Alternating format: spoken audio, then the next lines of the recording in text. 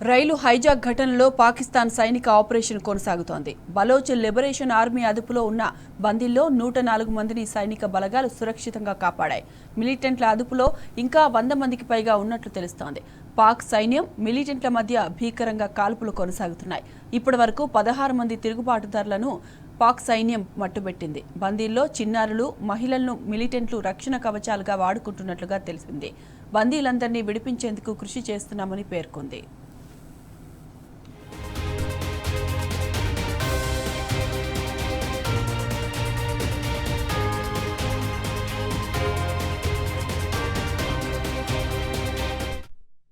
బలోన్ ప్రాంతంలో రైలు ట్రాక్ను పేల్చిన బిఎల్ఏ మిలిటెంట్లు క్వెట్టా నుంచి పెషావర్కు వెళ్తున్న జాఫర్ ఎక్స్ప్రెస్ను హైజాక్ చేశారు. దాదాపు 400 మందిని బందీలుగా పట్టుకుని అందులో 40 మందిని కాల్చి చంపారు.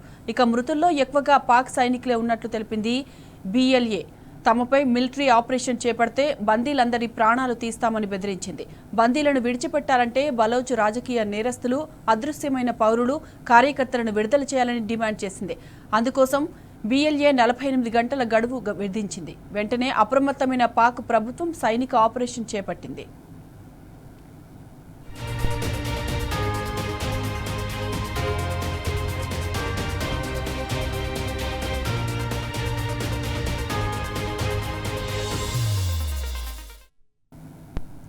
ఘటనా స్థలిని చుట్టుముట్టిన సైనిక హెలికాప్టర్లు పెద్ద సంఖ్యలో బాంబు దాడులకు దిగాయి. సైనిక చర్యలను నిలిపివేయకపోతే తీవ్ర పరిణామాలు తప్పవని బిఎల్ఏ హెచ్చరించిన నేపథ్యంలో సైనిక చర్యలకు తాత్కాలిక విరామం ప్రకటించింది షహబాజ్ ప్రభుత్వం.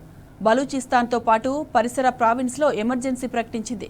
ఘటనను కవర్ చేయకుండా మీడియాపై ఆంక్షలు విధించింది. పాకిస్తాన్లోని బలూచిస్తాన్ ప్రావిన్స్ ఆఫ్ఘనిస్తాన్, ఇరాన్ సరిహద్దులో ఉంది. పాకిస్తాన్ ప్రభుత్వం తమ ప్రావిన్స్ పట్ల వివక్ష చూపుతోందని ఆరోపిస్తోంది బలూచ్ లిబరేషన్ ఆర్మీ. అంతేకాదు ఖనిజాల దోపిడీకి పాల్పడుతోందని మండిపడుతోంది. పాకిస్తాన్ నుంచి స్వాతంత్ర్యం కోరుతూ తిరుగుబాటు చేస్తోంది. ఇప్పటికే పలుమార్లు పాకిస్తాన్ ఆర్మీ దళాలపై, ప్రభుత్వ ప్రాజెక్టులపై బిఎల్ఏ దాడులు చేసింది. గతేడాది క్వెట్టా రైల్వే స్టేషన్లో ఆత్మాహుతి దాడికి పాల్పడింది.